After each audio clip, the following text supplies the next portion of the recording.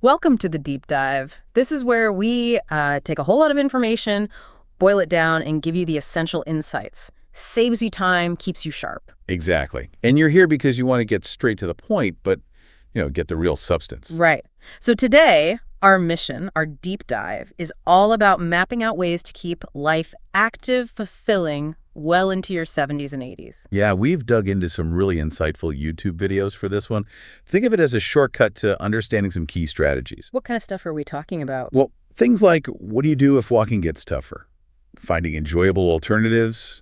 Also looking at the habits of older adults who are really thriving. Okay. And even touching on some potential health signals that might be worth paying attention to. It's a pretty wide range. Got it. So the goal is actionable insights, those aha moments, but without, drowning you in information. Precisely. Keep it focused, keep it useful.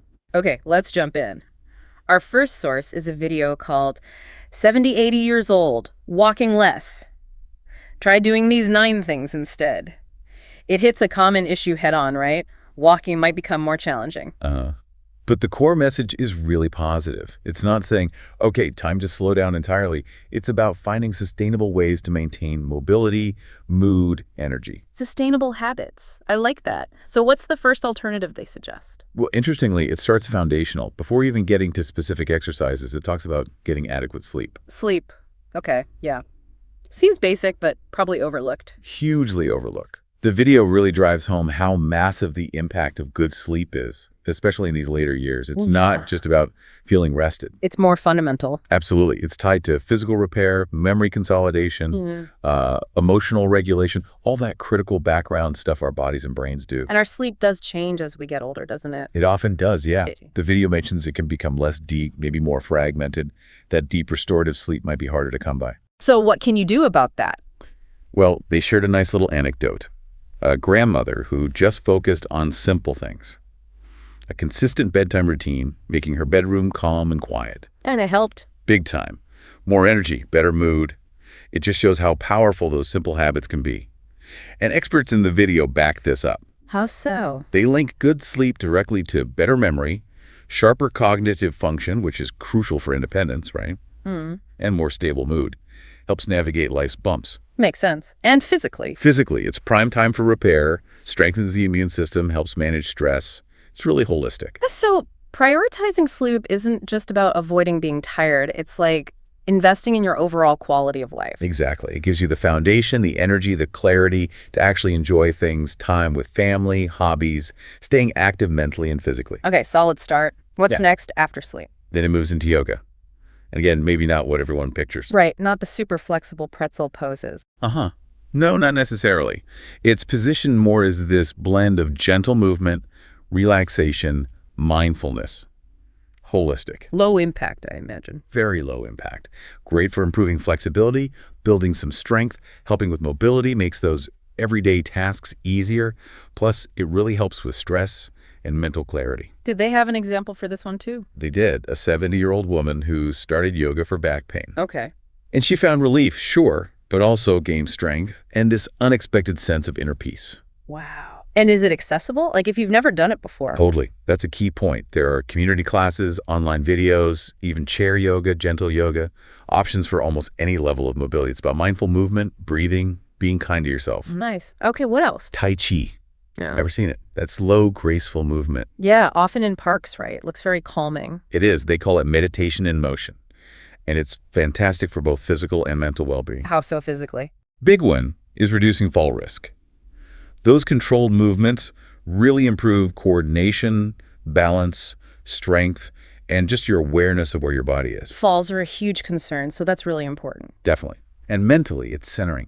Helps you feel focused, calm, the breathing, the rhythm.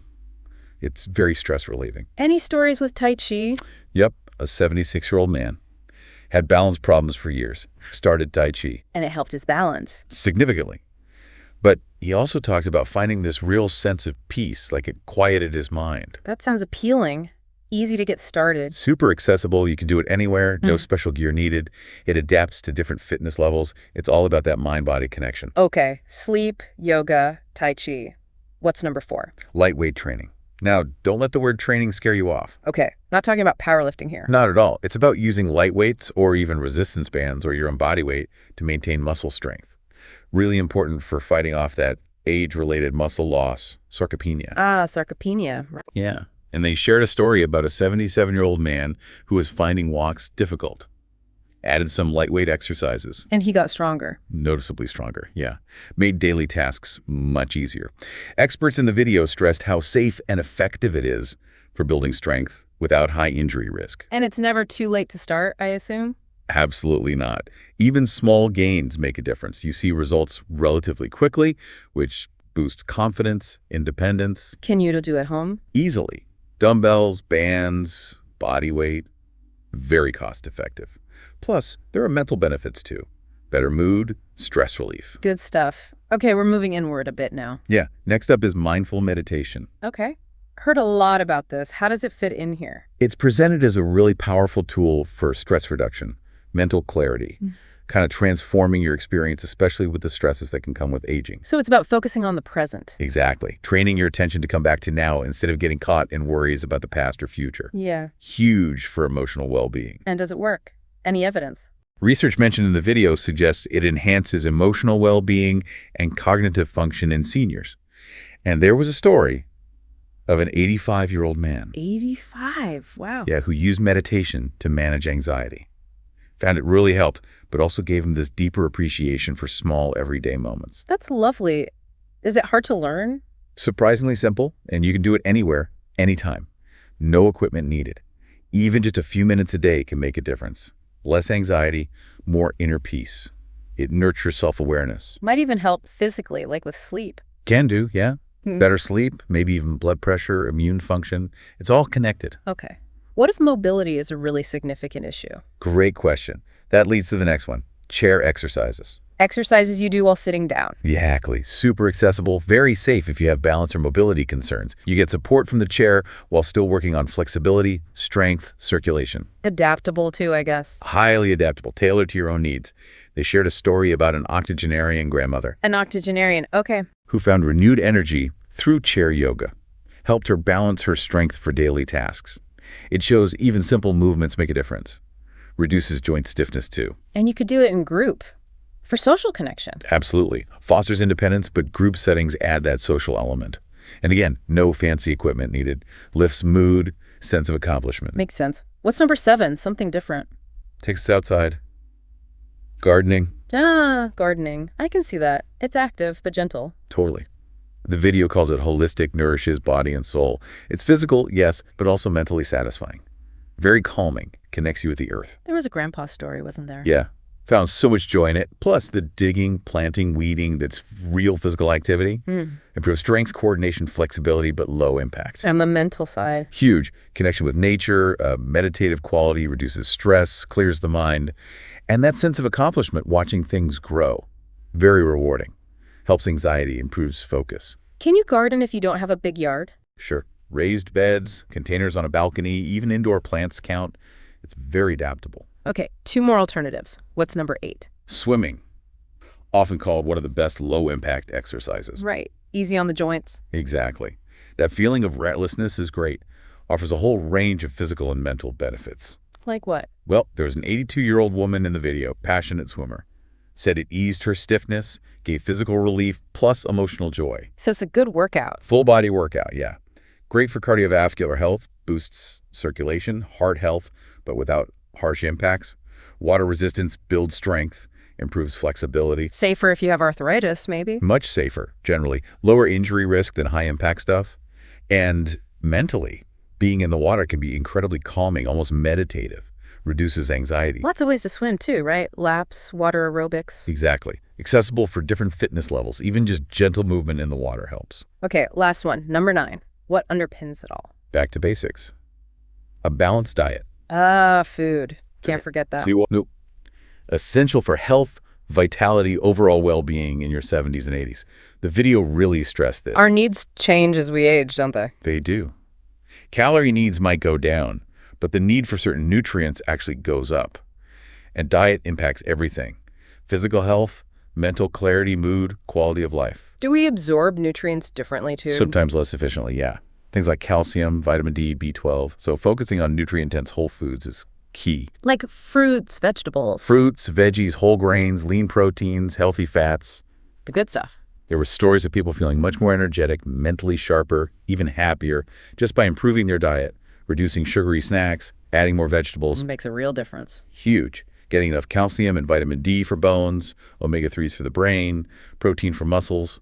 It all adds up. And eating well can feel good too, lighter, more energetic. Okay, that first video gave us a ton of practical options for staying active. But what about the sort of mindset and habits of people who are really thriving in their later years? Right, that brings us to our second source. Video titled, "If you are 65, 80 years old and still do the following 8 things, you are a rare gem." Catchy title. Yeah.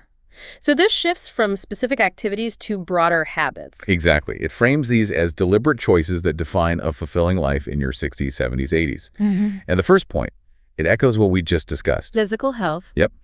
Maintaining independence, regular exercise, healthy diet, reinforces those as active choices, not just passive things that happen. Makes sense. What's next? Mental sharpness. Yeah. But it breaks it down.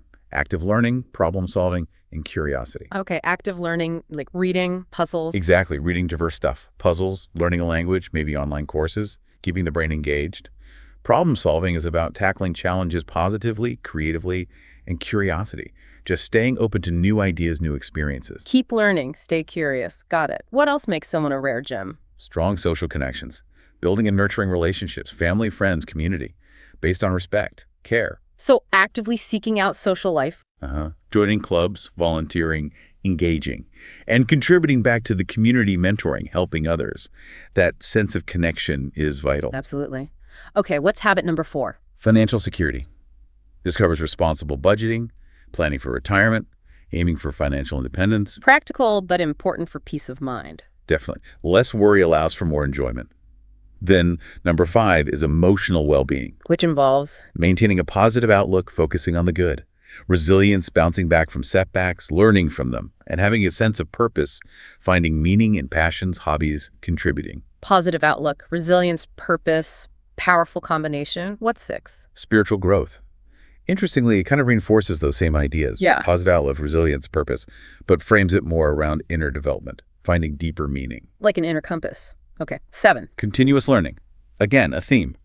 But here it emphasizes adaptability, being open to new knowledge, embracing change, cultivating a growth mindset, believing you can learn and evolve at any age, and that lifelong curiosity again. Never stop growing. Love that. And the final one, number 8. Something maybe unexpected but crucial. A sense of humor. Ah, yes. Laughter. Absolutely.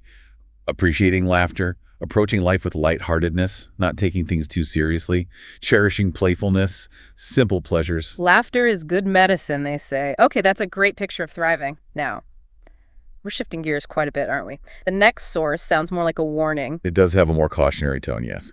Source 3 is titled, "These 3 itchy places on the elderly's body indicate that their lifespan is not long." Whoa. Okay, Yeah. yeah, that title is intense. We need a big disclaimer here, right? Really This do. isn't medical advice. See a doctor. Absolutely critical disclaimer. This video highlights potential associations, things that could warrant checking out, but it is absolutely not for self-diagnosis. Persistent or worrying symptoms always need professional medical evaluation. Always. Got it. So what's the underlying idea? Persistent itching can be a sign of something serious? In some specific contexts, yes, according to this video. It mentions persistent itching in certain areas for people over 60 could signal an underlying issue. It also notes lifestyle is generally more key for longevity than genetics. Okay. Does it give examples? It starts with a case study, Mrs. Jang, linking her persistent itching to a later diagnosis of lymphoma. Lymphoma, how is that connected to itching? The video explains that in some lymphoma cases, the cancerous immune cells release histamine, causing itching. It says it happens in about 20% of patients. Is the itching different somehow? The video suggests cancer-related itching often starts suddenly, is stubborn against treatments, and might not have any visible rash or skin change. Again, huge emphasis. If you have persistent, unexplained itching, especially with other symptoms like swollen glands, fever, night sweats, weight loss, pain, anemia, see a doctor. Okay, what are these specific itchy places the title mentions? First one discussed is the armpits. Armpits, what are they? The video links this potentially to diabetes. High blood sugar can affect skin nerves and lead to dryness. Being overweight can worsen it with sweat, creating a breeding ground for bacteria or fungi. Might be worse in dry, cold weather, often just persistent irritation. Okay. What's the second area? The anal area. Itching there can signal underlying issues. Like hemorrhoids? Could be hemorrhoids, anal fistula, but the video also mentions the possibility in some cases of it being linked to rectal or anal cancer, especially if there are other symptoms like bleeding or bowel changes. Itching might start small, but become persistent, worse at night. Important to get checked out if it persists. Third area. The genital area. Says this is common, especially in women. Linked to what? Gynecological conditions like vaginitis or vulvitis inflammation, imbalance of flora, could also be eczema or infections like genital warts or scabies. Lots of possibilities. Needs checking. Okay. The title mentions 3 places, but the outline also mentioned lower legs. Right. The discussion in the video also covered the lower legs.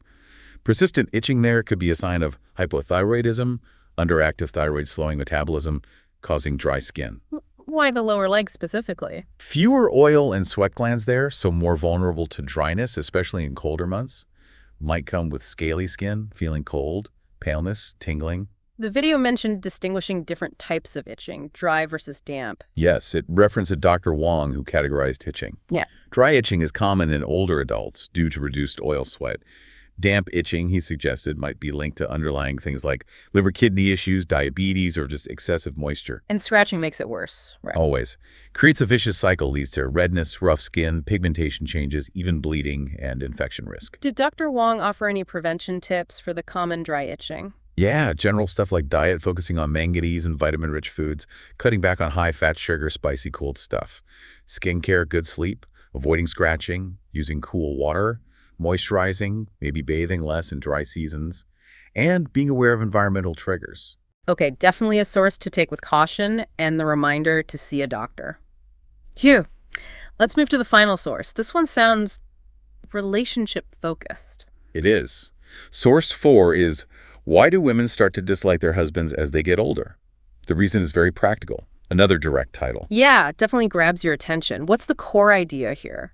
That feelings change in long-term relationships. Exactly. It explores that shift that can happen over decades, from maybe love and admiration to something more like frustration or distance. And it stresses the practical reasons behind these shifts. Okay, practical reasons. Like what? What's the first one? The simple passage of time and how expectations evolve. You know, the idealized image you had at the start might bump up against daily reality. People change over time, too. For sure. Individuals grow, maybe in different directions. Habits you once found endearing or just tolerated can become major annoyances years later. Expectations about communication, shared chores, emotional support, those can all shift. Society changes, too, influences views on roles. Right. The issue isn't time itself, the video argues, but how couples navigate that time together, how they adapt. Makes sense. What's the second practical reason? Changing roles and an imbalance of responsibility. This one seems big. How so? It suggests women often end up carrying more of the load over time, not just physical chores, but the emotional labor. Emotional labor, like remembering birthdays, scheduling appointments, managing the family's well-being. Exactly, that mental load. And even as kids grow up, the parenting duties might change form, but don't always lessen, especially for moms. Resentment builds if one partner feels they're doing the bulk while the other seems disengaged. Leads to feeling undervalued, unseen. Precisely. Feeling like you lack a true partner can create emotional distance, maybe even withdrawal from the connection. Okay. Third point. Dissatisfaction in the intimate relationship. Sex and intimacy. Yes, seen as a key physical, emotional, psychological bond. The video notes physiological changes for women, menopause, hormones, health issues can affect desire. But also, external stressors work, caregiving, emotional burdens can lower interest. What about the husband side? Could be shifts in his health, maybe emotional distance, maybe taking the partner for granted.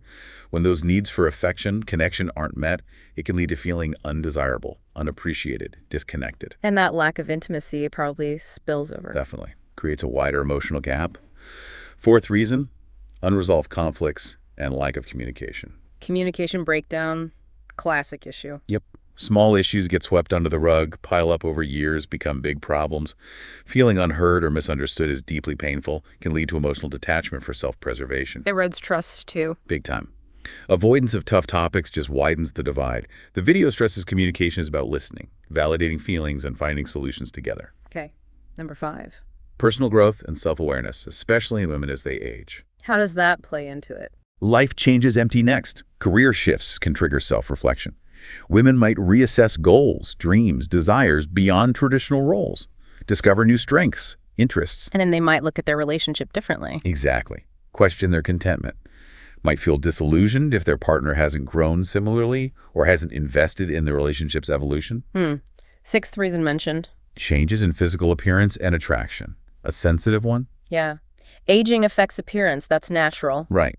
And that can impact a woman's self-perception, maybe lead to insecurity.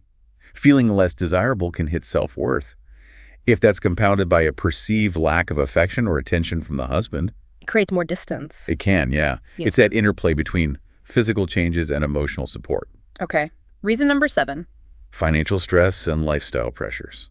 Money troubles. Always a strain on relationships. Significant pressure, yeah. Retirement worries, debt.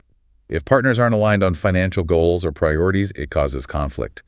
The video suggests women often carry more financial responsibility or worry.